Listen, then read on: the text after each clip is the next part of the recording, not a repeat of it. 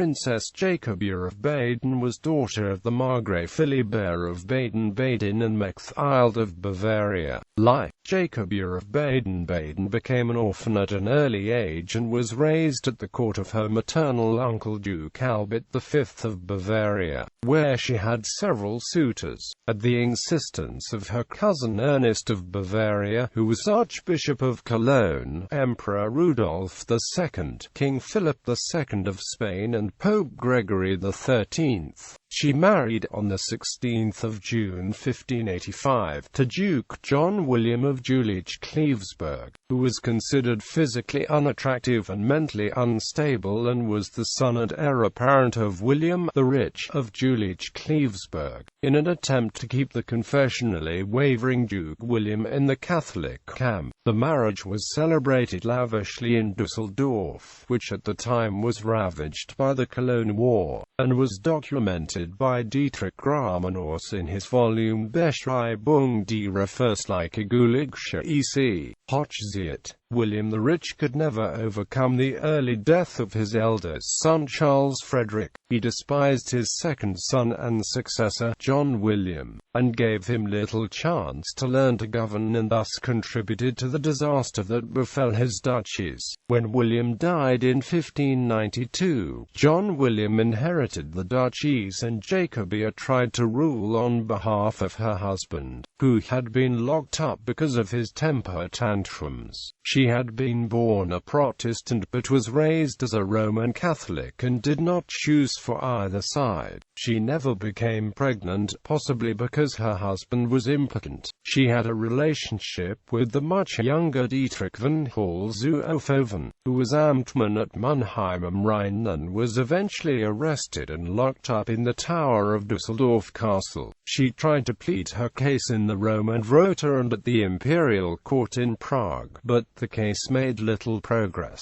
The Catholic side, represented primarily by her sister-in-law Sibylle of Jülich-Klevesburg, then took matters into their own hands. She was found dead in her room on the morning of 3 September 1597, after she had received guests and toasted on her husband's health the night before. Eyewitness accounts suggest that she was strangled or suffocated. The motive for the move appears to have been to make room for a more fertile wife who could save the endangered dynasty. She was buried on 10 September 1597 in a closed ceremony in the Kruscheren Church in Dusseldorf. On 23 March 1820, her body was transferred to the St. Lambert Church in Dusseldorf and solemnly reburied. The City Museum in Dusseldorf has a lock of her hair. Legacy. Comparing Jakobea to Mary Stuart is not entirely far-fetched. Even so, it may be an exaggeration. Jakobea of Baden was overwhelmed by the confusing conditions at the religiously divided court in Dusseldorf and fled in a love affair for some amusement. When she was held in humiliating captivity and lost all hope of help from her powerful relatives in Baden and Bavaria, she showed her true caliber and attitude.